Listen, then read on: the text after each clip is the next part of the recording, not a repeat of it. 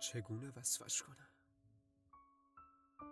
از مغز یخ زده‌ام دیگر چیزی تراوش نمی کند. فقط می لرزم.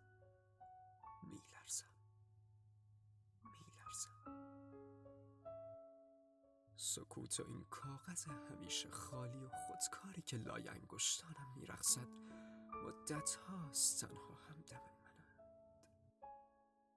و البته پتوی گرم و راحتم که ساعت ها زیر آن به خود می پیچم و مچاله می شوم و می شکنم و باز هم چیزی حس نمی کنم.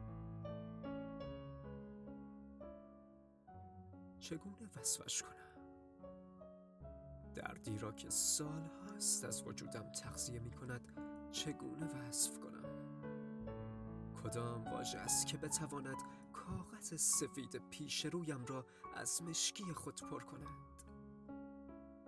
و از عادت احمقانم به آن با چه رویی بنویسم که مدت هاست چشمانم از ملاقات با آینه می گریزند؟